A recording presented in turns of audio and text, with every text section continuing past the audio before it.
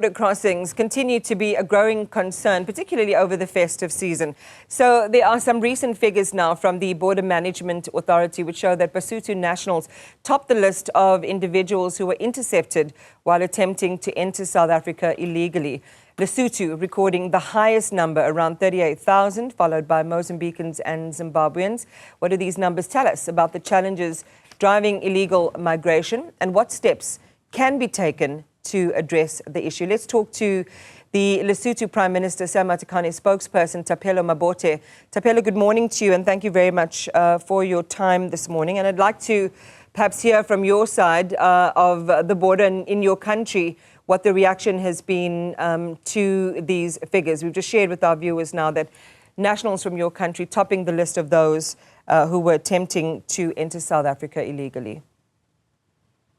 Thank you very much. I think topping the list shouldn't be a surprise to both governments, Lesotho government and South African government. Reason being the geographical location, as Lesotho is a landlocked country, the only neighbor that Lesotho has is South Africa. So every opportunity that goes behind every citizen's mind will be thinking, do I have opportunity in Lesotho? If I don't have any opportunity, I think South Africa will be the next. And again, even one who wants to go to either countries like Botswana, Eswatini, Zimbabwe, and many others, but Lesotho or Basotho will always go through South Africa. And again, I think there are a number of issues that both countries, Lesotho and South Africa, should look at as the neighbors. And looking back to the historical background, some years back, in the mining sector, Lesotho had always topped the list of people working in the mines. South African citizens during the apartheid era had always had numbers in Lesotho that stayed, married, get to school, worked in Lesotho. So the relations between the two countries is no longer the same like before.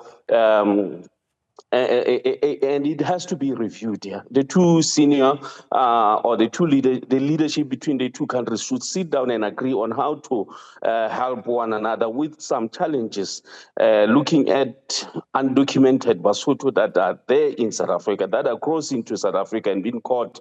There are a number of issues. One, before you go on, Thapelo, hold on, because you've covered quite a number of issues there that I think are worth circling back to, just to get a little bit more information.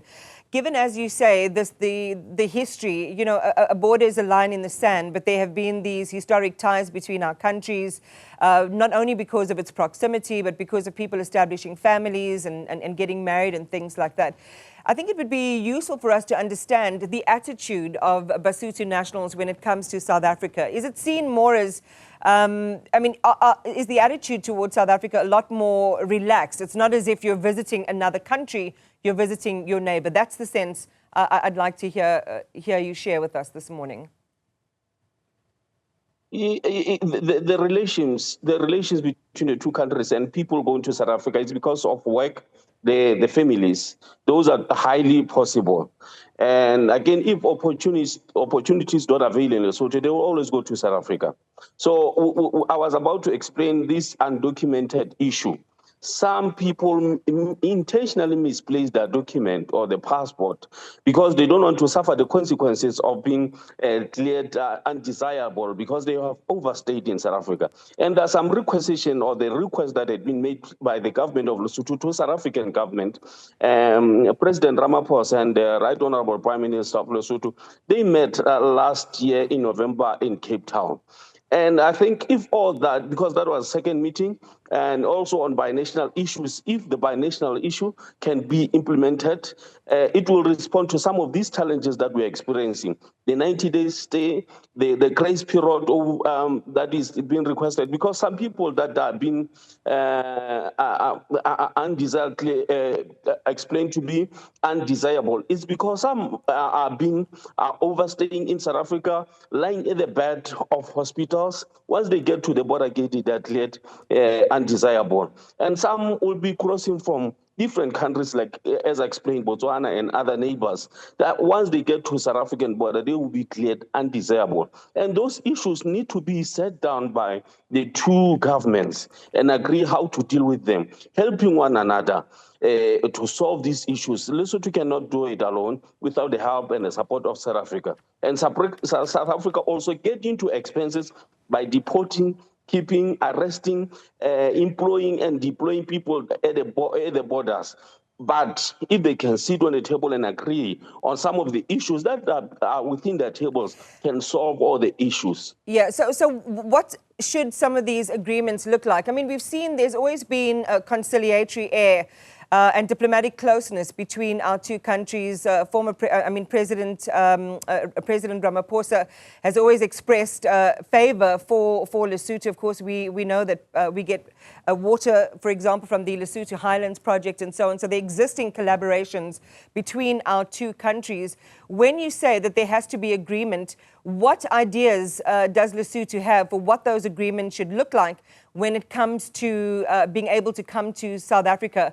Are you looking at waiving passports and official documents? Do you think that there should be the doing away of borders between our two countries? Talk to us about some of the ideas you think need to be agreed upon between our two nations.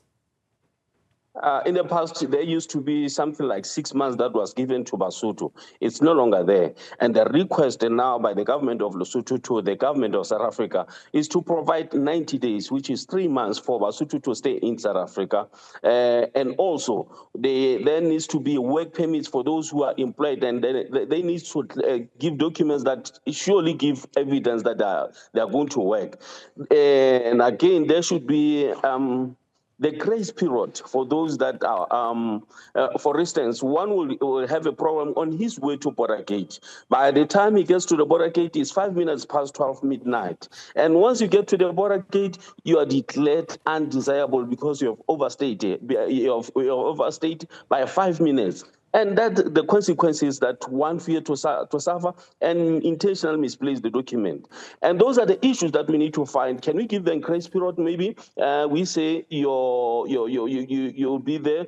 You can only overstay for the time that we're given. If it's 90 days, we are giving you 28 hours or 12 hours, then you should have crossed the border. To avoid this issue of, again, going to print more passports, because if they intentionally misplace the passport, they will come back to the government of Lesotho and ask for another document. And it's a burden, they are stuck. Because now the numbers are very high. You give passport, you are budgeting for 100,000 citizens. Then the same 100,000 within 6 months or 12 months, they come back and request the very same document that one would have thought would take 5 years, 7 years, 10 years. But now he comes back within 12 months. It's a burden. It's a backlog within the relevant ministry. And South Africa, Lesotho should sit down and agree on how to solve those issues. It sounds like it's a problem that's going to persist given the bureaucratic headache that it's creating on both sides, Thapelo. So as you say, from your perspective, this is an issue that needs to be resolved urgently in order to limit that. But the question around this is really just about making sure that people are moving across border in a legal fashion. What's to say that even with the extension that you're putting on the table, that those would be adhered to? Are you saying that will be a fix if there is this longer extension beyond 6 months given to your countrymen and women? I believe 90 days will solve some of the problems because people will have more time to stay in South Africa and again come back without intentionally misplacing the documents, but agreeing and obeying the 90 days that is given to them. Another one will be of grace period. If you get stuck, like you're driving your own car or using a public transport, you stay longer than expected on the road. The time period that one takes knowing exactly that his days are numbered in South Africa. Once getting into the border gate, having passed by hours, always put a pressure on the Basotho citizens and also the South African government. And again, we Basotho have more services that they get from South Africa. Hospital health issues, like some will be staying at hospitals, especially in Bloemfontein.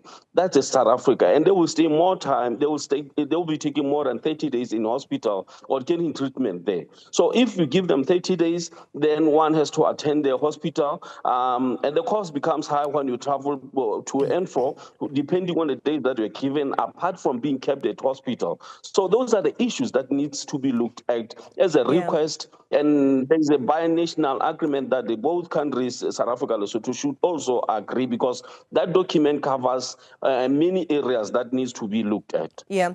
I mean, Thapelo, what you're outlining are real issues when you think about, I mean, there are myriad issues, but we're focusing on just a few this morning around the provision of healthcare, around the existence of opportunities and all of those things. But what it also tells us is that Lesotho as a country itself isn't capacitated to provide these services to their citizens. What's being done on the Lesotho side of the border to create conditions that don't force citizens to leave to seek essential services? There is so much that the government is doing in Lesotho on infrastructure that will create opportunities. You see, the construction side is booming as we speak, and also trying to create small jobs that will cater for all the structures. Because if you look at people that migrate to South Africa, especially those happens to be undocumented, they are not looking for fancy jobs. It's in the construction side and other issues, but Lesotho has to create more, and the construction side now is booming. It's getting somewhere better, as it has happened before, the dam construction and also infrastructure. All right. Speaking there on behalf of the Prime Minister in Lesotho, that's Thapelo Mabote.